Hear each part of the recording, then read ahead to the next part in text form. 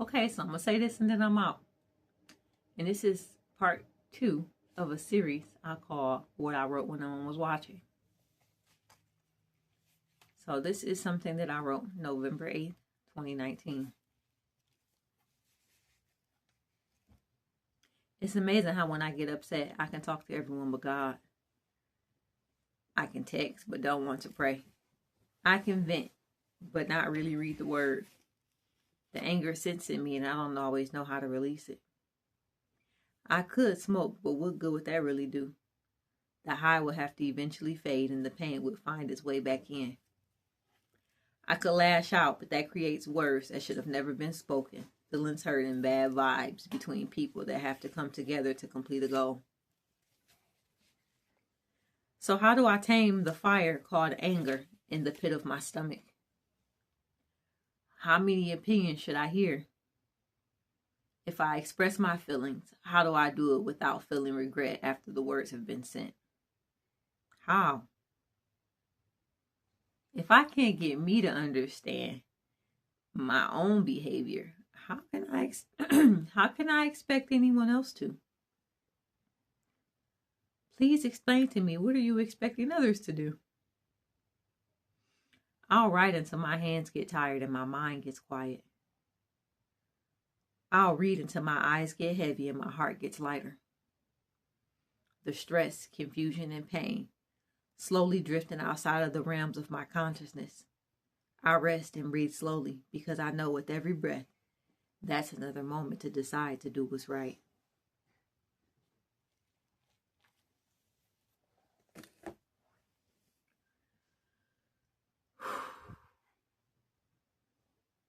I shared that journal entry because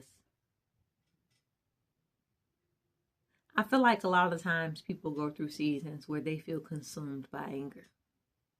And if you're in that season in your life right now, honestly, the best thing I could do is tell you to go cry out to God.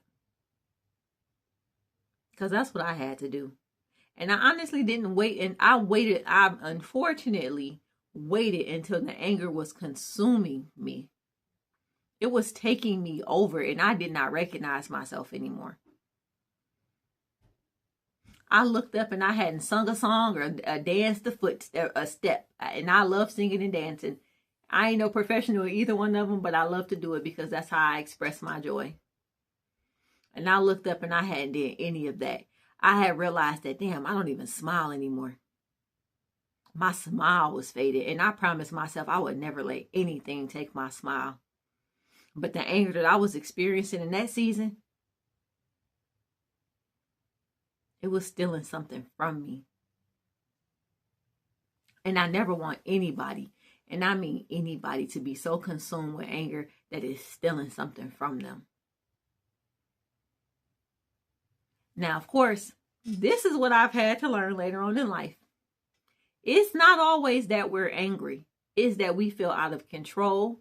We might feel rejected. We might feel inadequate. For me, I just felt so out of control. Like I felt like I couldn't take control of whatever was going on around me. I felt like I was just being an observer of my life. And the only response I could give was anger.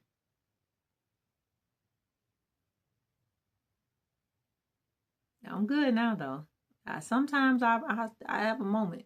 I do have moments where I'm not perfect at it by any means. But I'm so much better than I used to be. You don't have to be consumed by anger. There is a comforter that will help us, and it is God. And it looks different for everybody. You will experience God different than your next door neighbor or your friend or whoever you hang out with. You're going to experience God differently than that next person. But what I am saying is, God can help you. Go to God and tell God that it's heavy on you, and He will lift it off of your heart. And no, anger is not going to go away overnight, but you'll feel lighter. You won't feel so consumed by it anymore. It won't burn the pits of your stomach. Oh, anger used to make my stomach hot. I mean, like you swear I swear I had heartburn the way I used to feel the anger inside of my belly.